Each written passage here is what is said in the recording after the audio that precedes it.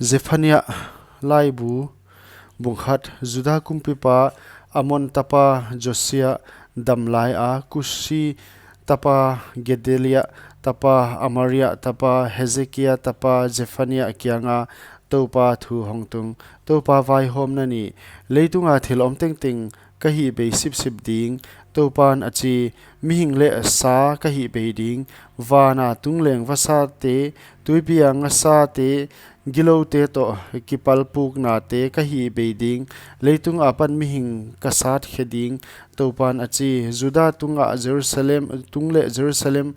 a tengte tung a ka khut kalik ding a hiaimun a kipan in bal omlai te le milim biak ching siampu te min kasat kheding intung a van ak si honbia topa kyang a kun a kichiam hin napi a milkom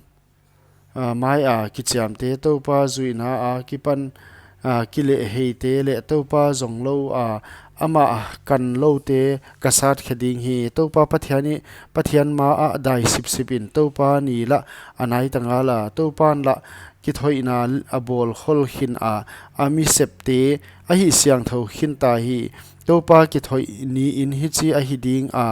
hi che ding heu tu te le kumpi pa tapa te le gamdang puan a ki jem huchibang ting ka god ding hi hoini chang in phual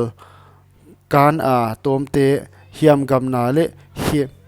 na apu u in hi dimte ka god ding hi hiaini chang in topan achi ngasa kongpi a pan ka thom ging a om dia kongpi ni na apan mauna le mualte a kipan nak pi taka sian na husa a om ding maun no makte sa tengte na sumsin mi te teng a om takei wa dangka le mi te saat hiak a hita uhi huai hun chang in hi che a hi ding a khonwak toy in Jerusalem zong ding ka hi mi wain don a ting den alung tang wa topan thil hoi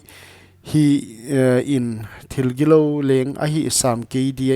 ding chimi te ka god ding hi huchi in a hauna u galak a hong hi dia a inte u asegop ding inte alam ding wa himale alu a ke ding u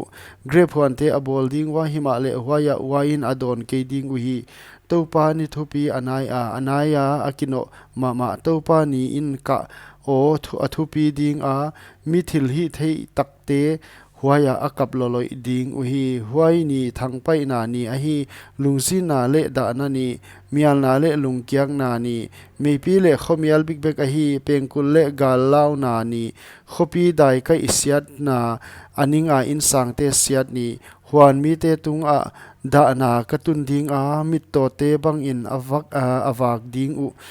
topa tung a thil a hi khel zia kun huchi in asisan u leivui bang le asa u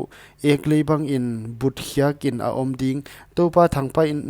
na ni chiang in adang ka adang ke eng uhiam in amaute atan thei ke ding hima ale mulit na mei in gam pumpi akang be ding a hi be a om ding a hi ziakin beina mulkim huai gam sunga teng tunga a om ding hi